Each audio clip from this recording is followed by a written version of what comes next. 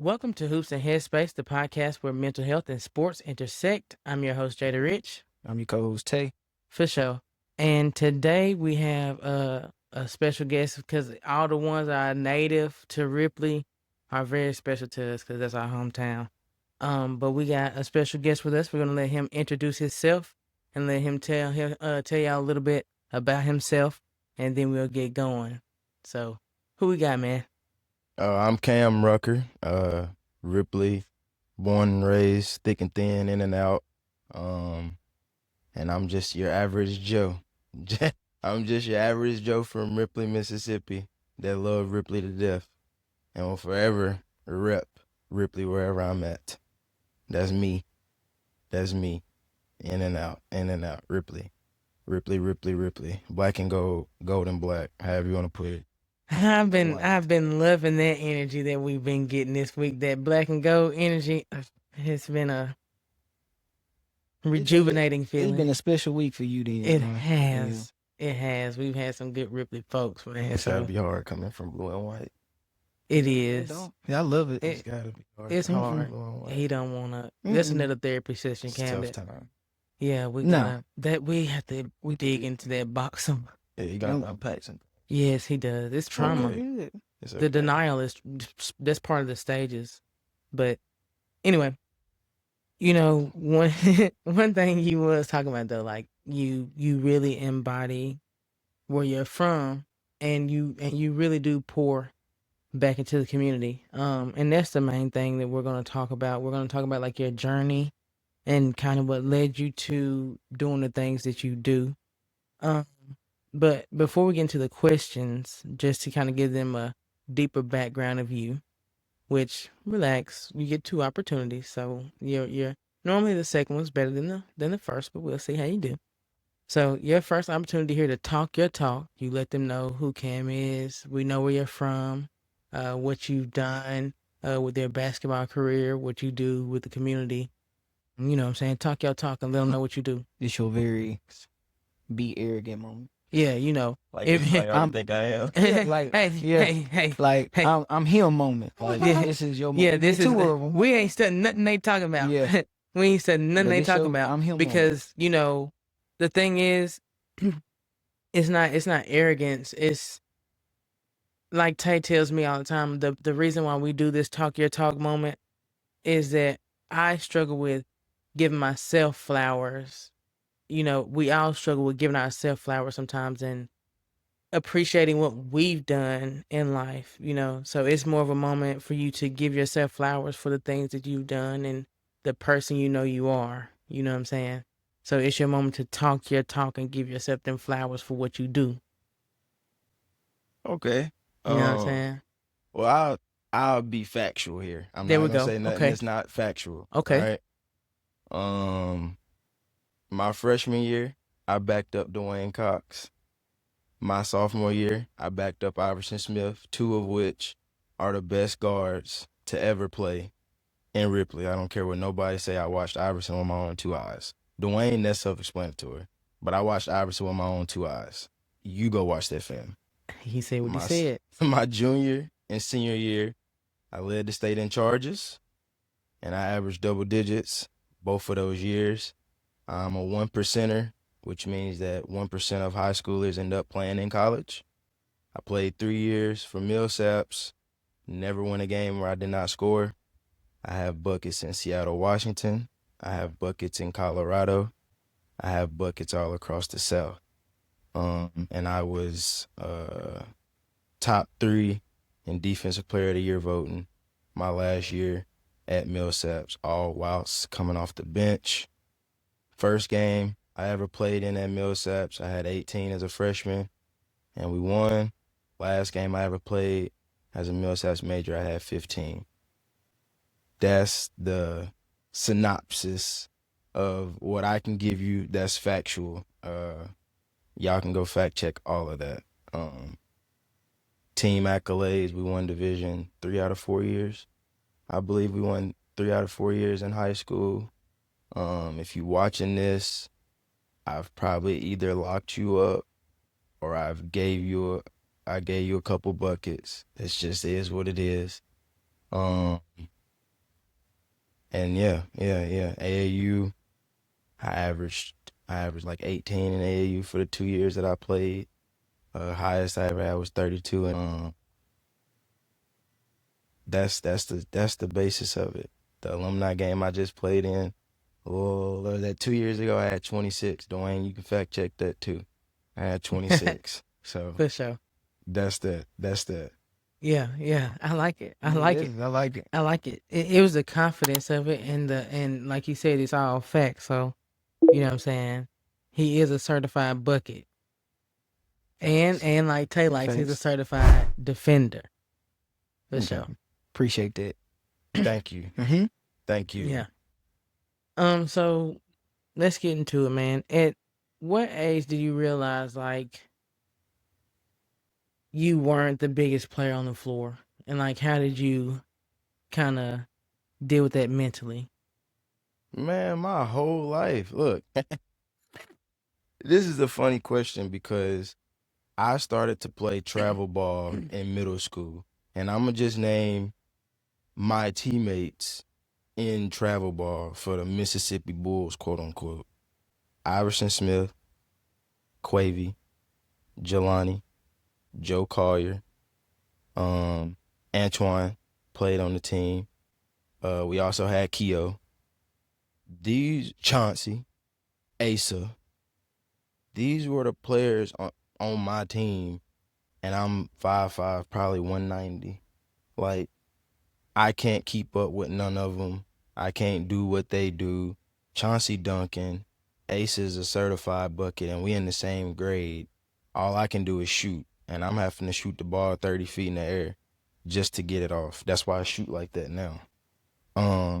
So I had already knew then, looking at my genetics, looking at the people around me, I'm probably not gonna grow that much more. So there's gonna have to be some extra work that gets put in if I want to be anything that I think in my mind I can be. And I'll never forget in 8th grade, we had just won 5 county in 7th grade, and I was still coming off the bench. But it's stuff like this that like sticks with me, and I always keep it like on my shoulder. 8th grade, I was starting the first half of the season, and I got hurt, and Coach Scott put Cade Davis in front of me. Cade about 6 foot at this point in 8th grade, and he could shoot. And when I came back, I'm thinking, I'm just finna get my spot back. That's not how that worked. That's just not how that worked. And I remember how mad I was and how heated I was. And I was like, okay, you got Jesus, you got Asa, you got Braylon, and you got Chauncey all on this court, all skilled players at the time. What are you bringing, right? You not bringing height. You ain't playing no type of defense because you can't move. What can you do to improve yourself? So that was something that I always kept on my shoulder and carried it with me throughout because I always had to start from the bottom and work my way up, which I feel like is adverse to a lot of the good athletes that you see come out of anywhere. Usually they had it their way the whole time. They was always the best on their team. Contrary to belief, I always had to start from the very bottom. I remember the first practices in high school with Coach Kirk.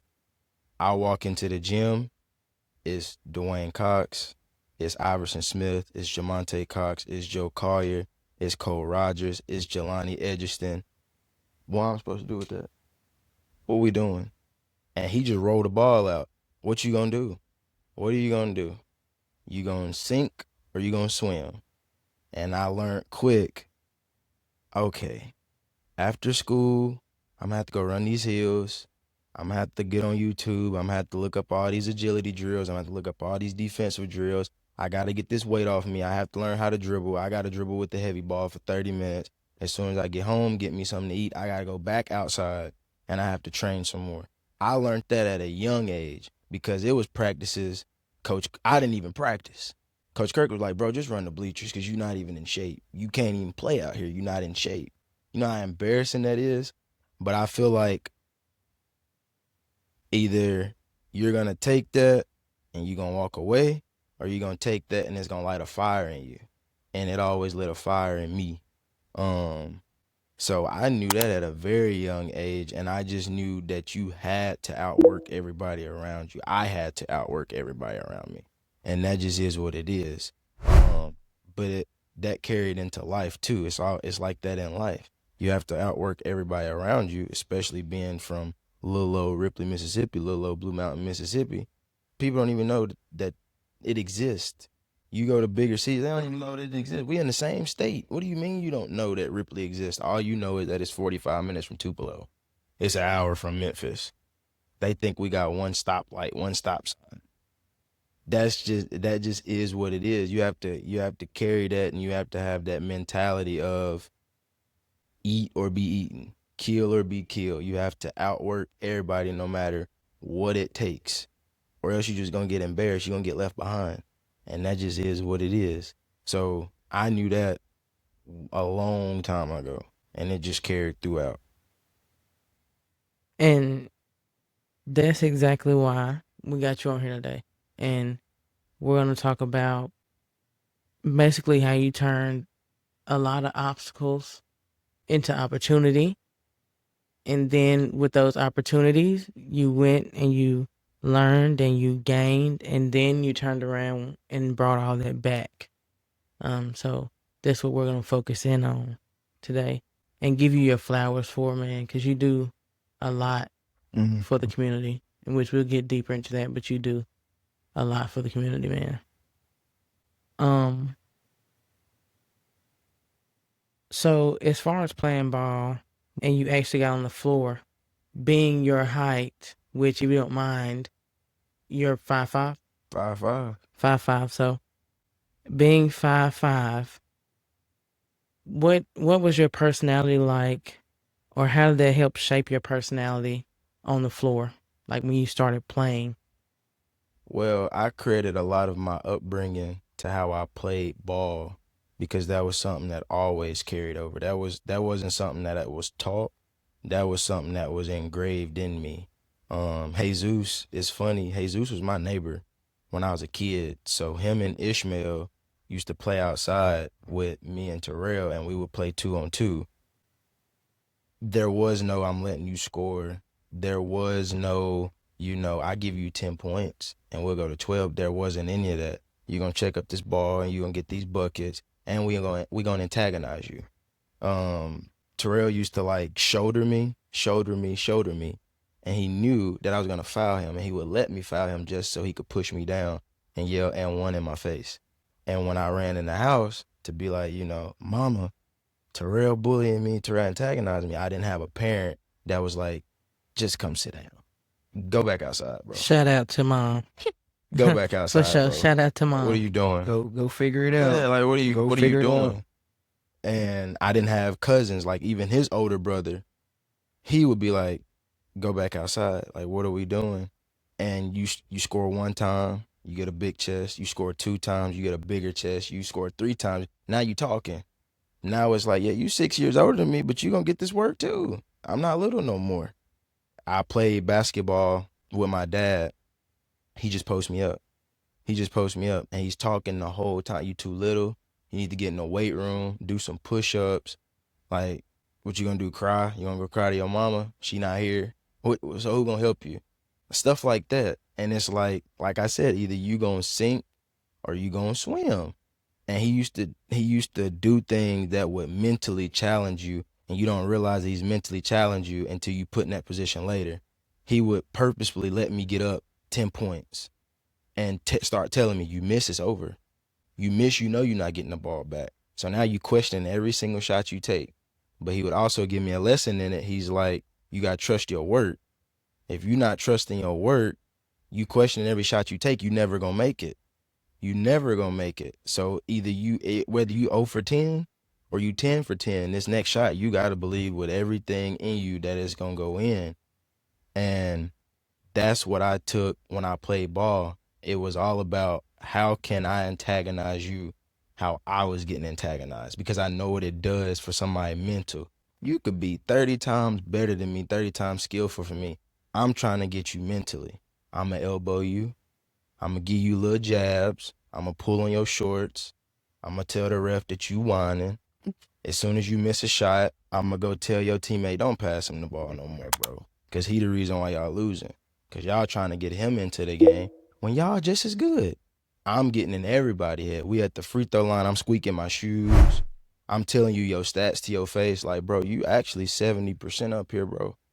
So this might just be the one you miss. Not gonna lie to you. I'm doing all of that. You quicker than me. You can dribble better than me. All of these things, but I can get you mentally. I can get you mentally. That one turnover that you have, I'm letting you hear about it. I'm letting you hear about it because I know that you like to go tween, and then hesitate and then cross over. You can't just cross over. You ain't got that rhythm. I'm studying you that hard, and now mentally you checked out. That's how I did it. That's how I carried that mentality. You want to switch a big onto me. That's not gonna work because I'm in the weight room. Yeah. Now you trying to shoulder me. Now I'm gonna take a charge, and now you sitting down. That's on you. And see, he was in that group, like one of them last eras of Ripley basketball that talk like that. You get what I'm I'm saying? glad somebody said it. Like you you know what I'm saying? glad Though, you know what I'm somebody saying? said it. Like from Cam them back, and again, but you got to think about who we play under. Like he said, they was groomed by us, and you best believe that we gonna talk it, but also know that we gonna walk it. Know that, you know what I'm saying, whatever it is, we gonna back it up. But I love that era way for more. me, what I enjoyed out of it, just the attention to detail. That, bro, as a point guard, like how I feel about point guard, a true point guard, that is beautiful. So, kudos, brother. Kudos. Cam, because everybody that you run into on the floor ain't gonna crumble. Nope. Some of them gonna stand 10 with you, and they gonna talk back. Mhm. You know what I'm saying? So, what is your self-talk like? What is that talk for Cam to help you stay focused and balanced to battle that out? Trust your work. Brad Vernon, my last 2 years of high school, he started to train with me. He started to train me. And the one thing that he would always tell me when I get into my head, because that was why I would get into my head, is because I know how hard I work. So to me, in my mind, I'm not supposed to ever go 0 for 4. Like, that's not supposed to happen. That's not really supposed to be a thing. And Brad would always tell me, your confidence has to come from how much work you put in. Knowing that you did this repetition 1,000 times. Knowing that if you just having this off 0 for 6, one of them fluky 1 for 7 games, and y'all down 1, and it's a 1-and-1, and they foul you, you got to trust your work when you go up there to make the free throws. That's something that's always stuck with me because it's easy when you 5'5", you run up in there, you think you Kyrie, you try to do something like that, and you got I forgot big dude name from Tupelo. I think Mitchell. His last name was Mitchell. You got Mitchell under there, block it. It hit off your number. You go out of bounds. Everybody, you gotta have the confidence and trust your work to know that was my fault. If I just shoot the floater next time, shoot the midi, I'm gonna be alright. I'm gonna be alright. Knowing what you can control, because you learn that at the park gym. You learn that quick. When C. Wright is 2 steps past half court and you like, what are you doing? You finna shoot, and he shoot it and he let you know about it. You know what? Maybe if I just step up, maybe I'm not dumb. I'm not dookie. Maybe if I just step up. He not lying, man. See what with C. Wright, 2 steps, he letting it fly. Then if he hit it, oh my goodness, he gonna let you know. Maybe step up. He gonna tell you, you better step up. Yeah, maybe Brad is giving me this work right now because I'm not being as physical as I usually am. Maybe I'm still like trying to learn to see what he's doing. Maybe he's not that good right now. Maybe I'm just that bad. You gotta try to psych yourself out of stuff. And that was what I would do, especially like division games. Division games, you got everybody and their mama in the crowd. You got people standing up under the sideline. And it's your photos on the court with you against day 5. And it's either going to go this way or it's going to go that way.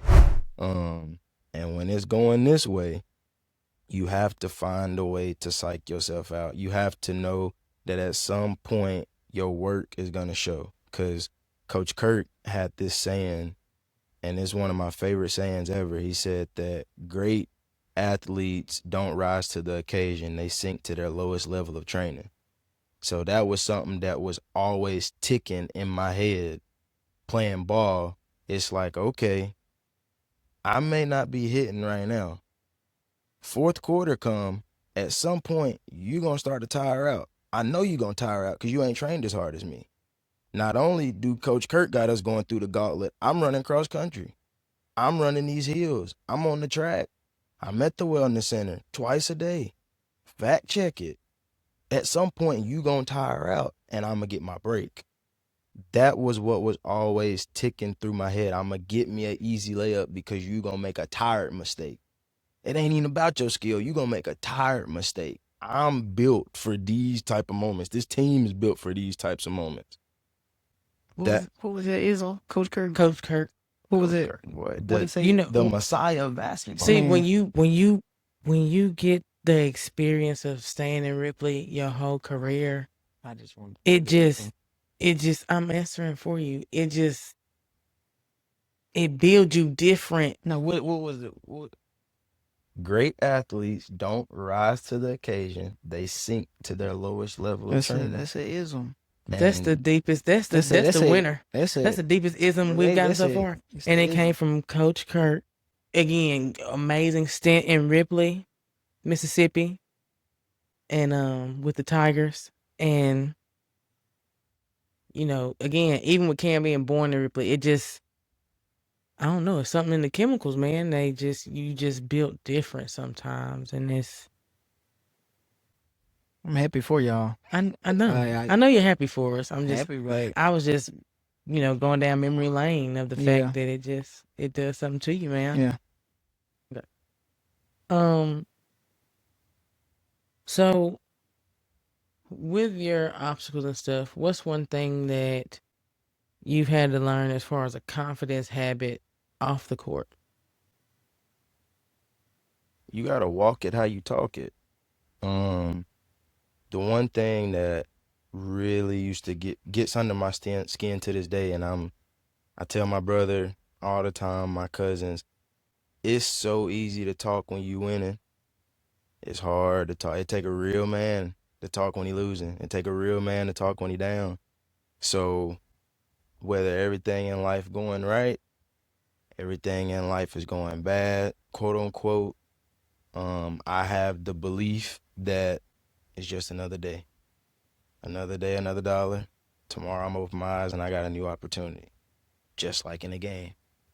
Right now, you just on a run. You hot. We gonna call a timeout. We gonna regroup. And we gonna rekindle this conversation. We gonna come back to it. We gonna see what's up. I feel like it's very, very easy to be confident when everything is going your way, but it take a real person to be confident when things not.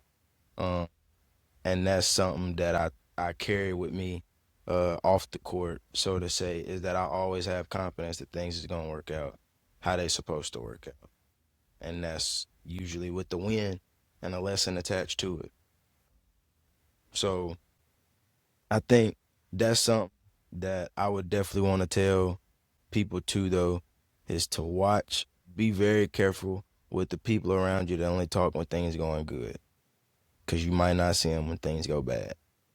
You might not see them when things go bad. Them teammates on the bench that's talking crazy to the other team when y'all up 20, when they go on a run and now it's a 5-point game and they over there biting their fingernails, them the ones I be telling to shut up. Just shut up. Just shut up. Because you obviously don't really believe that we're like that. Because you quiet now. You quiet now. That's one thing. And Tae know this just from playing with me, I guess, at Foothouse. I don't stop talking. I don't care if I'm down 20. I don't care if I got 2 points. I don't care if I got 30 points. I'm gonna talk the whole time. Old. That's how I was raised. Like, He could be down 17-3. and I have the confidence. Yeah. You better get 20. You better get 20 first. You better end the game right now. Yeah. He let you know you bet you miss it, it's over. Yeah, So I mean it. It's all facts. Yeah. Yeah, I like that. I like that. Can you think back to like a specific moment where you were overlooked because of your height, and like how did that affect you mentally, emotionally? This is a very, very good question. Oh God, this is a good question because I don't think I ever told this story or told anybody really outside like See- my mama. See, we getting better. We getting first stories right here, man. I first started getting recruited, quote unquote, when I was in 11th grade, by Blue Mountain College and Northeast. And Northeast invited me and Jesus. Did Asa get pretty positive? I mean, it's Asa. I'm pretty positive Asa got invited too to a skills camp, right? And I remember going to the skills camp. I had a very good skills camp. And I just knew, it just made sense in my head. I was like, my daddy went to Northeast. He hooped at Northeast. I'm going to be part of the lineage.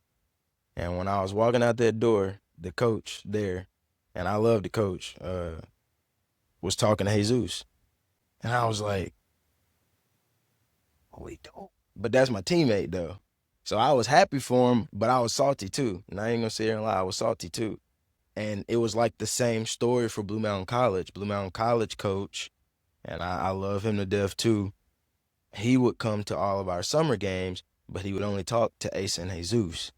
And I was salty about it. I was real salty about it because I was like, we all really putting up the same production. That's just how our team worked. We was all really about, Ace probably at 14, Jesus probably averaged about 13, I averaged about 12. That's literally was the formula, or it would just switch depending on the day. So that was one of the first times where I experienced like, all right, you might not actually be the best one out here in other people's eyes. Cause I always carried it like that. And every time I stepped out on the floor, I was like, I'm the one. I'm the one. We just play for Ripley and they the ones too, but I'm the ones of the one. That's how I felt. But early on, they didn't look at it like that. They always went for Jesus or Asa. And it wasn't until I actually went to a camp by myself that I actually did not want to go to.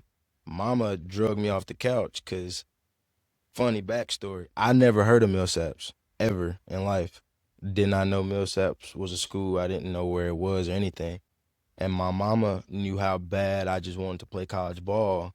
And she was like, Millsaps is having a basketball camp. You want to go? I was like, nah, not really. I don't even know what that is.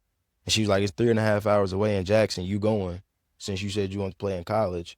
And I was like, all right, cool. I go to the camp. I show up, show out. Coach, just like Ace and Jesus, didn't let me leave the gym without flagging me down and was like, hey, I want you to play here. I'm going to be watching you your whole senior year. I want you to play here. So shout out to Mama for forcing me to do stuff I didn't want to.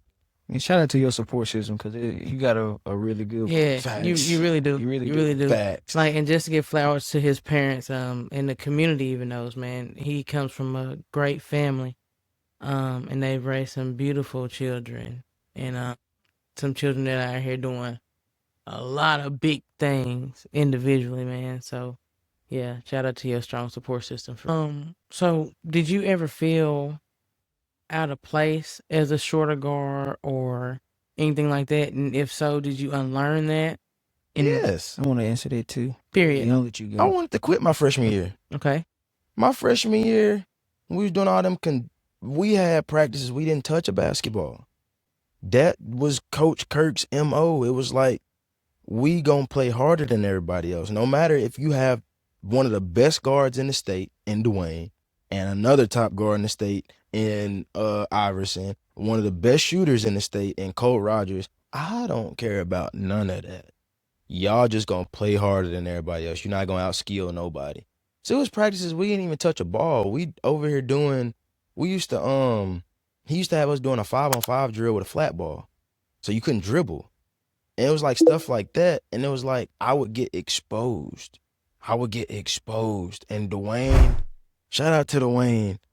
Dwayne would like brush by you. Dwayne, you just do little stuff, try to get in your head. Bro, and it's not like he just like talk a lot, but No, like you he said, don't. like that it's look like- he just did. I can see him it's doing like- that. it's like I can see it on that drive Like, cam. yeah, Yeah, like, with that swipe, you like, know, bro, I'm like- finna go get this bucket. Yeah, like he Like don't real even talk in smooth with it. phrases. It's just it's a look, but you know what Yeah. that It look is. It's the means. most degrading Man, look. they hit a 3 on you like and look at you like, It's the most it's a- degrading it be look. man, the I don't smirk. even really care that you came up here, bro. It'd be the little smirk, and then he just And I remember man. one time we was practicing, and he must have brushed by me with his shoulder. And Dwayne know me, like, we can fight for all I care. Like, we can swing right now.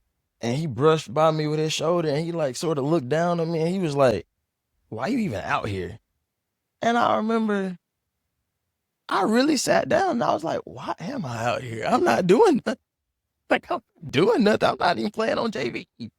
I'm not even playing on JV." And I remember getting in the car, because Daddy used to pick me up from practice 9 times out of 10. And I was like, "I ain't gonna hold you. I'm finna quit. This ain't for me. I'm cool.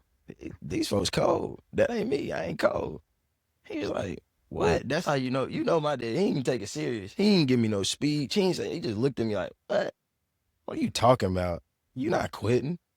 And that was that. I used to question myself a lot. Especially my sophomore year when I actually started to play, because people don't know, and shout out to Keo, that's my cousin, so I can say this. The only reason why I even got a varsity jersey my freshman year was because Keo got kicked off the team. So I got his jersey. And Coach Kirk told me to my face when he put me on the team my freshman year, he said, "I ain't put you on the team because you was good at basketball. I put you on the team because you was a good person." And I was like, "You really gonna tell me that?" hey, honesty is key, I guess. And when Keo got kicked off the team that night, his jersey was hanging up in my locker, and Coach Kirk was like, "You earned it. Like, you got it. I know you're not gonna play." So me and Braylon used to just sit on the bench. Me, Braylon, and Kyston over there clowning. And I already know, man, with B is top 5 Funniest people you ever gonna I meet. promise you. So that's all we used to do was clown. And then my sophomore year, Dwayne gone, Cole gone, Jelani wasn't playing no more. So me and Jesus actually gotta play. So Coach Kirk brought me in his office. He was like, "I'm not gonna lie. You gonna play some, but you gonna play in stints. And all I literally need you to do is not turn over the ball and make a shot when you're open."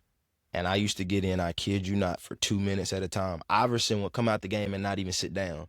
He was just coming out the game to get a drink and then walk back to the scorer's table, and that was my minutes.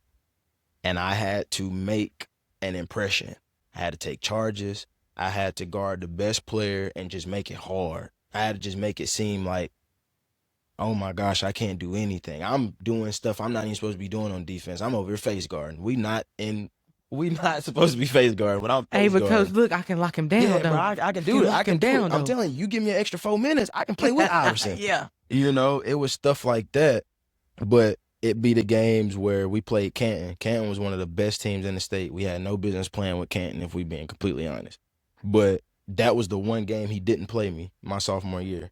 And I questioned myself because I was like, okay, we playing against some of the best talent in the state. Why you not play me that game? Am I that trash? Can I not play? Am I that trash? You couldn't give me 60 seconds at the end of the quarter just to throw me out there, see if I make something shake? Like, so I used to question my lot. I question my skill level a lot. And Kyston can fact check this too. I remember we was playing Tish, and he threw me in at the end of the game, and I had a wide open layup on a fast break. I'm talking about wide open. And the ball slipped out my hands, and it went over the backboard. And I came in the locker room after the game, and I was like, "Yeah, I'm done, bro. I took my shoes home that game, and I was like, yeah, I'm done. Like, you're not gonna see me tomorrow. I'm quitting." Yeah, And like, he how was do I like, bounce back from that, man? he was like, bro, shut up. Like, what are you talking about? You cold. I had friends like that though. Yeah, and that's beautiful. Mhm. I had Especially friends at that like young that. age. You know what I'm Yeah. saying? That would be like, you not understand. You 5'5". You not athletic. You can't even touch the rim. And like you out here playing with these people. So you must be doing something right. Like I had friends like that. But I also had parents that was like, what you gonna do about it though? You feel like this, but what you gonna do about it? You gotta put your head down and work. You can't tell me that you sad because you had a bad game when you ain't been to the gym in 2 days. You can't talk like that in this house.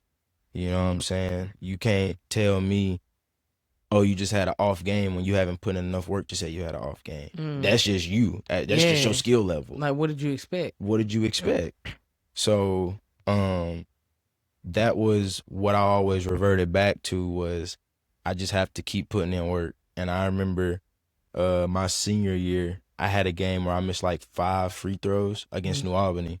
Actually, I don't know if y'all remember that game that Asa at New Albany, Asa hit that 3 from like the timeline. Yep. It was that game. I had missed like 5 free throws and everybody on the high, on the bus, everybody hype. I'm mad. I'm livid. Everybody mad. B, you know B, because me and B sit beside each other on the bus. Cam, what wrong with you? Hey, what's up with you, bro? What's wrong with you? I mean, we just I'm be like, New Talking Albany. real fast. We just be New Albany, man. We just smack New Albany. Nobody worry about them free throws. I'm like, bro, You I tripping. missed 5 free throws, bro. And I remember when we got back to the gym, Coach Kirk used to have the lights off in the gym. Only lights that were on was the hallway. But if you went and sat on a certain spot on the court, you could see the goal enough. I went out there in my jumpsuit and shot free throws while everybody else was leaving, going to McDonald's, going to have a good old time. I went and shot free throws, and Coach Kirk had to come get me off the court. I was like, bro, go home. Go home. But that was just me. That was who I was. That's who I am. That's how I got myself out of mental slumps, was you have to put in more work. That was my thing. You have to just put in more work. So that was how I dealt with my mental adversities, because I had them. I had a lot of them. I ain't gonna sit there and lie about that. So, Tae, did you ever feel out of place when you were Mhm. out there playing as a shorter guard? Yeah. And how'd you See, y'all, unlearn just at that? Ripley. Because you got to remember, I was at Ripley. I played behind Kane all them. That's why he ran Nah, to Blue Mountain. Kane and all them. Then you Yeah. go to Blue Mountain, Ishmael, Jacob. But I think that was easier to deal with. Hey, but I ain't gonna. You played behind some dogs. I know, I did. You played behind I played some with- dogs. Yeah. You played behind some dogs. But it was similar to yours. But Jacob Gurley was my Dwayne. Yeah. He you know. Jacob don't get enough just due. No, he don't. yeah, now But- Jacob but- was a but- bucket. But Flat Jacob, top Jacob. yeah, but Jacob was flipped. Dwayne don't talk. Jacob Jacob does. don't talk. Facts. Yeah. Jacob gonna let you Yeah. know about it. So I had to do. You know who his daddy is? Oh, the one and only. Yeah, Mr. Leg man. Gurley. Shout out Yeah. to Leg, man. Yeah, but Yeah. Can I say this real quick too about Dwayne? Mhm. Because I see these debates going on all the time. This is my personal opinion. Brad was my sensei. I look at Brad as like Michael Jordan. To Yeah. me, People sleep on him. Brad is like the standard. It's supposed to be the standard of what a basketball player is to me. But after Brad, I don't too much know why it's too many other conversations outside of Dwayne. And this is why I say this. Is because Dwayne could get you 40. I kid you not. Dwayne could get you 40. I think y'all get misunderstood the offense that Dwayne was playing in. Dwayne was playing in a 5-out, 4-out, 1-in motion offense where he was not the focal point. He just got to take the majority of the shots. He still played with Iverson Smith and Jamonte Cox and Cole Rogers, who were all very good basketball players, so he had to share the ball. Dwayne could have averaged 35 if he wanted to. Every game, Dwayne would tell me before the game, this gonna be one of them games, so you might just get your popcorn ready, because he know I'm not getting in. Me and Braylon would sit here and watch this man. We would sit here and watch this man go get 30. Go get 30 in 3 quarters. This is when Dwayne was my best basketball player to ever come out of Ripley moment. He had He was one steal away from a quadruple double, and he only played 2.5 quarters. I'm saying This is my because opinion. it's some It's some dogs. Like yeah, I understand. you stepping on I some get what toes. you're saying. I Get it? understand that AC Vance. AC know how I feel about AC. Yeah, that's what you Yeah, stepping on some I toes. play AC. Don't nobody bring my daddy up for real. He got the most points. Don't nobody bring my daddy up for real. But this is what I'm saying, Tae. I get you. Dwayne would go get you 30, and Then- the player that averages 30 gets 12. Yep. So that's plus 38. Do the math. That's plus 38 on the court. Who's doing that? And he can get you 10 assists. That don't make no type of sense. He was a steal away from a quadruple double and played 2.5 quarters. I'm saying I put Dwayne in like top 5. I put him in the top 5 now. As in like number 1. This all opinionated. Yeah, it's all opinionated. It's all opinionated. opinionated. Who your number 1 out of Ripley? Like of the guys, number 1, I don't know, because I even go back further than like AC them. I mean, because you gotta think about even before AC them, you had like the Derrick era, you had Brad and them Derrick Bell, you era. had I Brad. mean, Drago. you Okay. know what I'm saying? From like AC era up then. okay, from AC them era. down. Okay, AC's gonna be number 1 for me. Okay. From AC them down, A AC's bucket. gonna be A pure number bucket. 1. Yeah. Just because again he played defense, but the thing is, man, he gonna score 80 like Kobe. It really don't matter if you had 30 or not. And again, he played in the offense similar because of the coaching style, Mm-hmm. and still got those same type of buckets. I think he's like the original Dwayne, just minus the he wasn't as much of a defensive prowess. But you as gotta look at Dwayne. his teams too though. He had like Doc. He didn't have to really play the Yeah, he had, like, you know what I'm saying? Dog, You know what I mean? yeah, You know what I'm saying? Yeah. So AC's number 1. Now I will definitely, if we're talking just from AC them down, you're bringing Dwayne up for me. Dwayne would be like my number 3 now.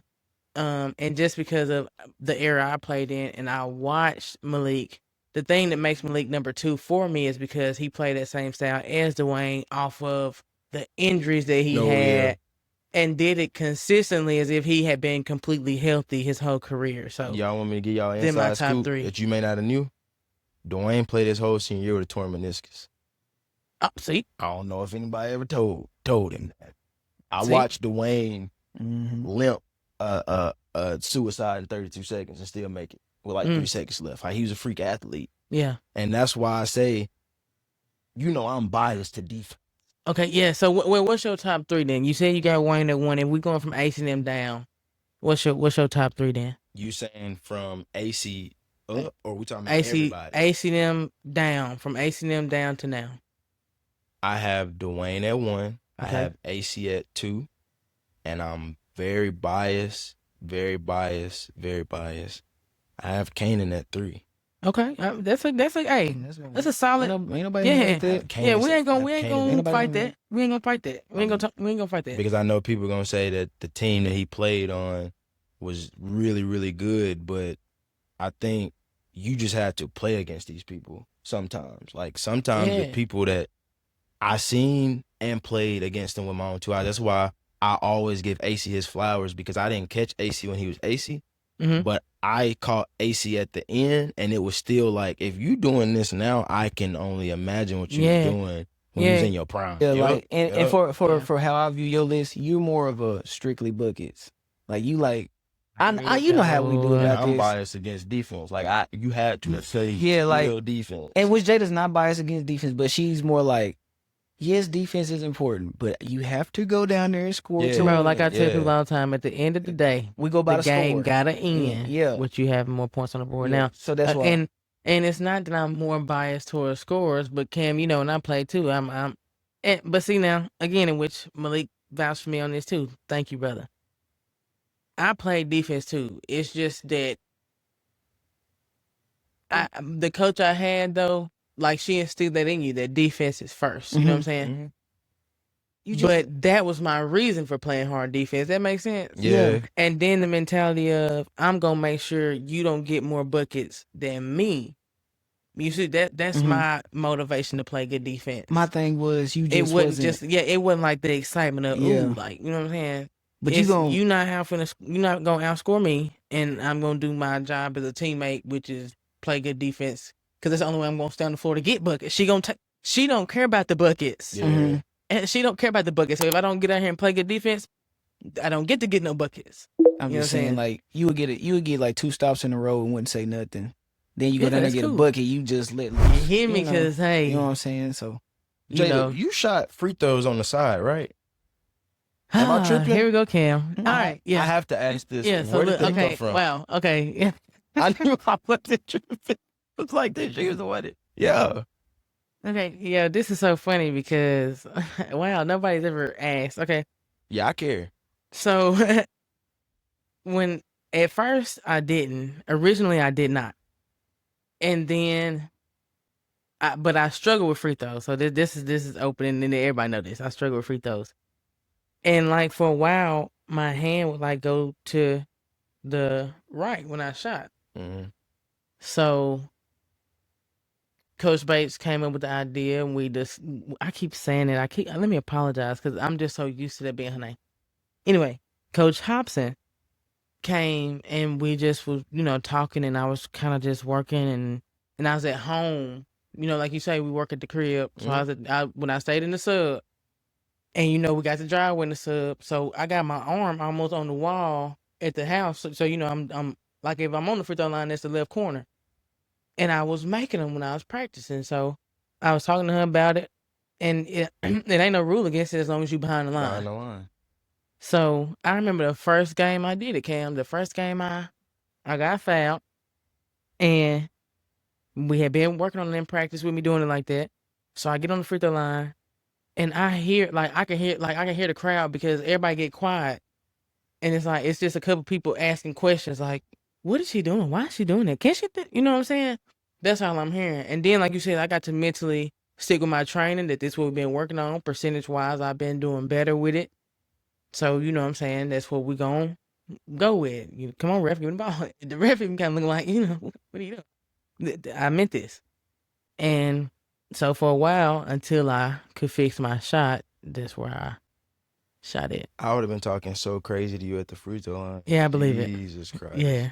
Yeah, that was my I said, what are Achilles. you doing? Chemistry, algebra up here? You trying Yeah, to shoot it like a bow and arrow? What's going yeah. on?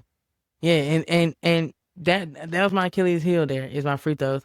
But yeah, man, yeah, appreciate the question, bro. Yeah, that's why Good question. that's why I did that. Yeah. People, I never feel knew like the people that story watch- either. Yeah. I just feel like I always looked at it like, hey, that's just what she do. No, I Yeah. struggled with free throws my whole middle school career, and when I got to high school, and I was playing, and I playing post player, you get fouled a lot, and Coach Hobson's used to like Becca, soft touch, good, and when these are these are automatic. Dog. So we need you to come on and because she loved a good and one, because she trained you to make the shot. We focus on making the shot and not getting fouled, and she wants you to finish at the free throw line. So at the time, that just helped with my percentage. So yeah, man, you got a good eye. You do study a lot, so I'll give you that. Oh, yeah. Oh, yeah. Being a point guard. Yeah, y'all watch it a lot differently. Yeah. So what's an adversity moment, Cam, that changed your view about yourself? That's a real good question. What's an adversity moment that Thank you. changed my view about myself? I'm going to give an example that I feel like would reach more people that will watch this, that I want to reach, which would be the kids. Right. A lot of people don't know, because like Tae said, everybody think I'm cocky. They think I'm cocky. I am smart. I was third in my class in high school. Yes. I had a 4.3 GPA or something like that. Made a 27 on my ACT. All of these things are true. But when I went to Millsaps, I was humbled very fast. Millsaps is a top 50 business school in the United States for a reason. The curriculum is very rigid, very rugged, and it will test you in ways unimaginable. And my sophomore year, I was one bad grade away from flunking out. of college. Not missing a few scholarships, not we're gonna sit you down for disciplinary action, you're not gonna be able to hoop. No, I was a grade away from dropping out of college. And at that moment in time, I was questioning everything. Nothing made sense. I'm like, I never studied a day in my life in high school. I didn't study for the ACT. Why is this so hard? Why am I not grasping it? Why do I actually have to pick up a book and read? Why do I have to do Man, that? we right here, I'm man. like, I'm like, maybe I am dumb. Like maybe Yeah, they are like, too smart for yo, me. was Ripley not as good as people Yeah. said it was? Did you not Cause like I what? got All pride. I got A's is, pride. I come to Millsaps. I went to private school, and you know what I'm saying? yeah, my dad's a doctor, and my mom's, and I'm like, bro, I'm from Ripley. Where is that at? Don't worry about it. Just know I'm from Ripley. To the point to where people acknowledged me as Ripley. That's Cam from Ripley. That's how much pride I took in it, and I had to really sit down with my mama to the point to where she was like, let's start looking at you some more schools. Where else you want to enroll into next year? Because it's looking like. And I was like, nah, I ain't going out like that. Like, nah, that's not how my story go in. Like, there's no way. I'm smarter than this. I'm better than this. I didn't work this hard just to come this far, just to come this far. And I locked in. And like I said, I probably had like a 2.3 GPA. From that point on, from that second semester of my sophomore year to my junior year to my senior year, I finished with a 3.8 GPA. And that was a moment where it felt like, and I'm condensing it, but it really genuinely felt like the whole world was falling on, because you come home, everybody think everything's so great and dandy. They so And you proud gotta of you. act like it. Yeah, You know what I'm saying? Cam, you just played on TV the other week. You played against UAB. Was on Yeah. ESPN. We so proud of you. I'm like, bro, I'm finna flunk out. Y'all might not even see me. Little do y'all know. Yeah, I might be home for good Yeah. next week. Yeah. Like, so, and in college, it's just you and them four walls every day. Like, you can go to the gym as much as you want to. You can go hang out with the girls as much as you want to. You can hang out with your guys as much as you want to. But at the end of the day, you got to come home to your dorm or your apartment or wherever it is, just you and them four walls and your thoughts. And when everything hit that fan and come back at you, you got to figure it out. You got to figure it out. And that was a time in my life where I really started to hone in on God and really had to look to him for strength and look to him to guide me so I could figure it out. Because I ain't do it by myself. You 3.5 hours away from home. You can't call mama. You can't call daddy. You can't go and escape. Like, this is your reality right now. You fixing to flunk out of school. Your whole life is finna change. You want to go back to Ripley? Do you want to go back to Ripley? You want to go back to Ripley and do like what they want you to do? And so, when did you feel like your voice carries power? You know what I'm saying? Not just in basketball, but in general. From the time he could talk. That's a good question, because I feel like it was the way that I was raised. I mean, y'all know my family. Brianna is her own person. Mama is her own person. Daddy is his own person. Terrell is like one of the biggest influences in my life. He is his own person. So everybody around me always instilled to me, you don't have to go that way. If there's 10 people in this line and this line is actually the quickest way to get there, that don't mean that that's the best way. You could just go this way by yourself and be perfectly fine. That was how I was raised. Like, you don't want to dress like that, you don't have to dress like that. You dress how you want to. Be yourself. Everybody else already taken up. So that's how I always carried it. My mama never let me really take a back seat. She always made me talk in public. I feel like it's the smallest thing. She always made me go up and speak and say, hey, how you doing? Yes, ma'am. No, ma'am. She didn't let nobody speak to me first. You walk in the house with your relatives, it wasn't no, hey, there's Cam. Boy, go speak. boy, go speak. I don't even know them. You gonna get to know them. Go speak. So you add that in with having a certain confidence. Now I'm just talking. And I feel like it rubs off on the people around you to the point to where you become a leader because you have people following you. I don't feel like leaders are just leaders. I feel like leaders are great followers. And then you get people that follow you. And I never had a problem coming to school listening to the music that I listen to. I never had a problem talking the way that I was going to talk. I was going to be respectful about it, but I never had a problem having my own opinion, having my own backbone, and standing on it. Tae knew that from Boys and Girls Club. I never had a problem being opinionated, respectfully though. And people respected that, and they'll gravitate towards you. They'll gravitate towards what you're saying and what you stand for. So I feel like it all came from my upbringing. I feel like it all just came from my upbringing and little things of how I was raised and what was instilled in me. And then you start to look around and you like, oh, people actually sort of care what you say. Now, Cam, we're gonna shift from we've been discussing how you've been proving people wrong, but now we're gonna discuss how you've been pouring into people the right way. So just kind of give us an insight on that shift from being a player to now you're starting to pour into people. The one thing that I want the kids to know especially is to use basketball. Don't let basketball use you. I knew back in high school that I wasn't going to the NBA. I wasn't going overseas. I'm 5'5". That's just realistic. Reality is reality. If I was 5'10", maybe I could have went D1, but after 4 years of college, my basketball career was still going to be over, and I was going to have to start life. And the one thing that I look back on and I hate it, but then again, I probably wouldn't change it, is that basketball is my life. Like, you know, you get them shirts, it's like ball is life. Like, I genuinely was dieting in high school, like 15, 16, 17, like dieting. I had a schedule that consisted of training 2-3 times a day. That was a normal day. I'm talking about 2-3 hours.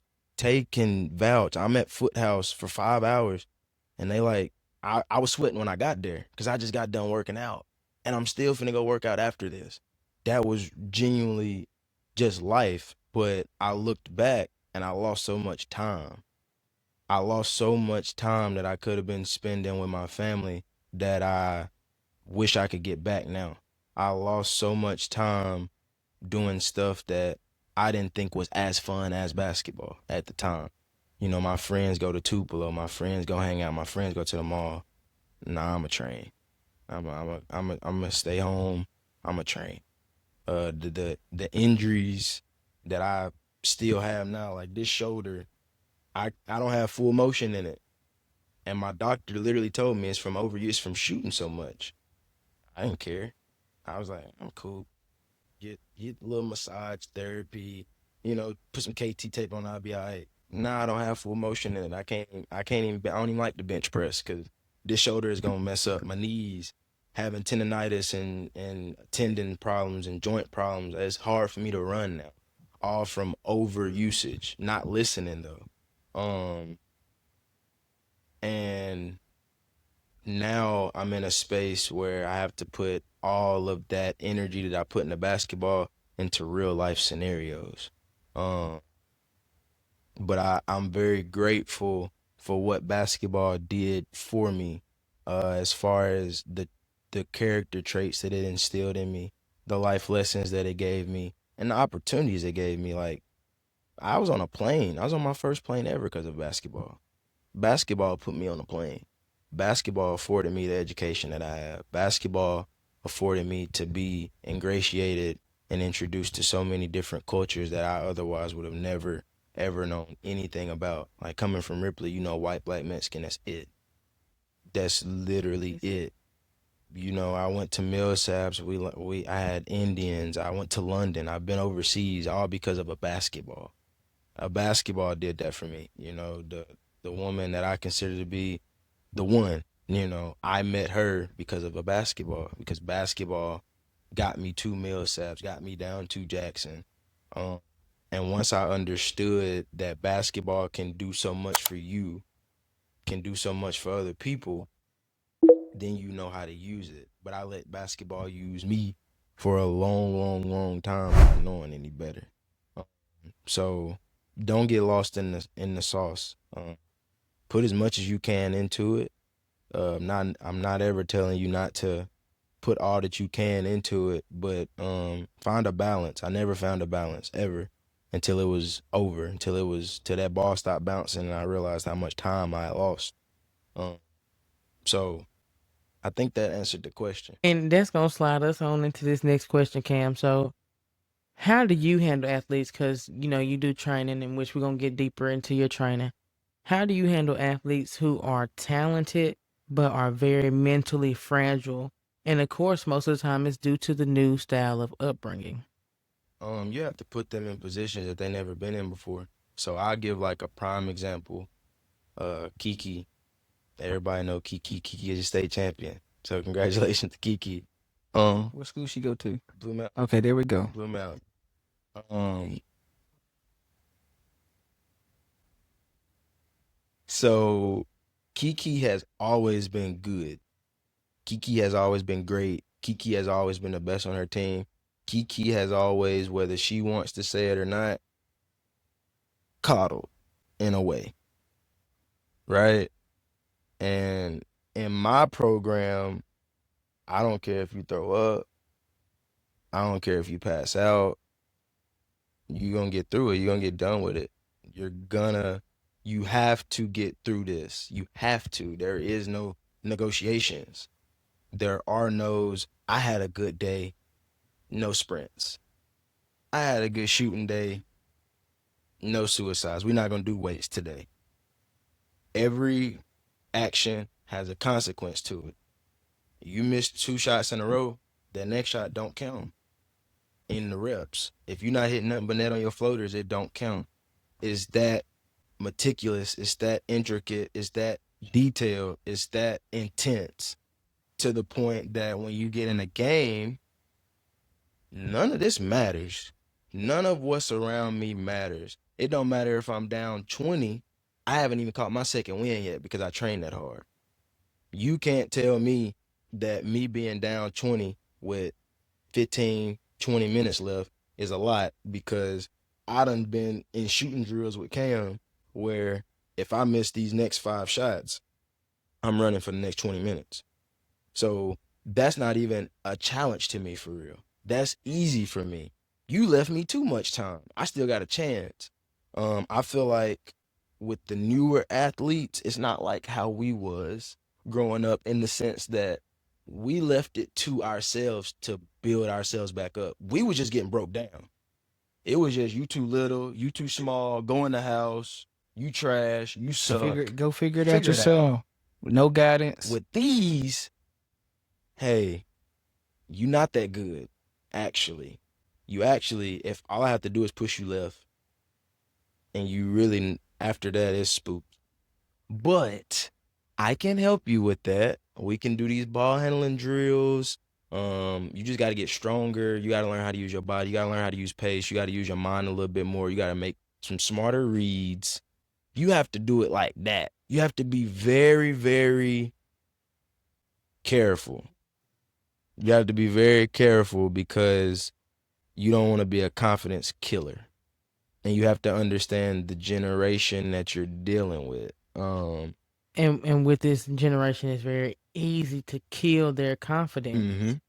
Like, very easy. Yeah, and I shout out to her dad, Foot, because Foot was all at every single training session, and he would even tell me, like, no, don't even try to be soft on her. Don't even try it. She know.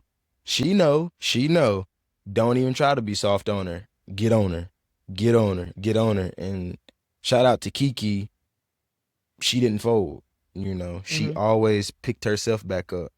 I know you tired. I always tell her that all the time. If it don't hurt, it don't work. No pain, no gain. You do it right, you do it light. If you do it wrong, you're going to do it long. that's just how it go. That's the law I came up on. And I feel like you can see the dividends that it paid for her. Mm-hmm. I think that's the most intricate part, is that this day and age, you have to be careful how you break them down, number one, but you have to be very intentional on building them up too. Just to highlight, like we've been discussing with the C360 training, I do like that you keep a lot of those older values, but I also do like that you find a way to mesh and integrate it to work with the newer age of kids. You gotta adapt. Yeah. You have to adapt. You have to adapt without changing. Yeah. Like, I always had a vision of giving back, but I always thought that you had to be a millionaire. I thought you had to be rich. So I'm real talk. You know, LeBron had the LeBron James Family Foundation, which is a foundation that I sort of got my niche from. Russell Westbrook with Why Not, Jason Tatum Foundation, and Chris Paul's foundation. Like, those were the 4 pillars of, like, I was like, okay, I can do stuff like this on a smaller scale, right? So then once I got out of high school, and I crossed with Alpha, I started getting in contact with a whole bunch of people that were doing similar things, right? And I'm curious. I'm a very curious person. I ask 1,000 questions. So I just kept asking him, like, how y'all doing all this? Y'all ain't just got it like that. And he was like, look, if you got an idea or you want to do something, ask people and they'll help you. It's really that simple. And I was like, y'all cap. I'm like, it can't be that simple. It's got to be something to it. And he was like, I promise, it's not. So, and it was all God's timing, because it was the same year that I crossed was the same year that I stopped playing ball. I ain't have nothing but time on my hands. And I had to put that energy that I put into basketball into something else. So I was like, okay, I'm gonna go out on a limb. I'm gonna start my foundation. I sort of know what to do. I'm good with business. That was my major. You just gotta run it like a business. It's just a nonprofit though, so there ain't no bottom line to be had. So I started it in very beginning of December 2023. We did our first luncheon on the 23rd of December, I believe it was. Fed like 113 people, and all whilst ain't did nothing but ask people for help. So literally all I did was ask the community for help. And I think that's the biggest thing that I always try to put out at the forefront, is that people get it misconstrued because they like, you're doing all these great things in the community. I promise you it's not me. I literally just have these experiences that I had in life, and those are usually what our initiatives come from, is because I had those experiences in some way, shape, form, or fashion. I come up with a plan, but it's the community to bring it together. Mm-hmm. It's not me, just the giveaway that we just did, a Thanksgiving giveaway. Yeah, we commend you for that, man. Keep doing what you're doing. Appreciate it. Yes, sir. You got people coming by, they're not even picking up food. They just like, I see what you're doing, here's a donation. We can't do none of that, none of what we do without you guys. And I remember we did our back to school giveaway last year, not this year, the first one we did, which was last year. And they probably don't mind them saying their name, but Jack and Jordy and Doc was just driving by. I was like, hey, what you doing? I was like, my back to school giveaway. They was like, we'll be back.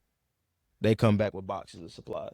It was like, here, this to go towards it. Like, it's stuff like we don't do anything that we do without y'all. And it's been a pleasure, because I'm not taking credit for it at all. I feel like I was just sort of a light. But so that's how it all started. Yeah, for sure. And like Tay said, it's beautiful. I've enjoyed watching it from the first time, and it being just you and a couple other people, to you getting some of your D9 members and stuff, and some of your frat brothers to help, to the community now joining in and helping and seeing the vision. So I've enjoyed seeing you come up with this vision to help and people starting to join in and see your vision and help you too.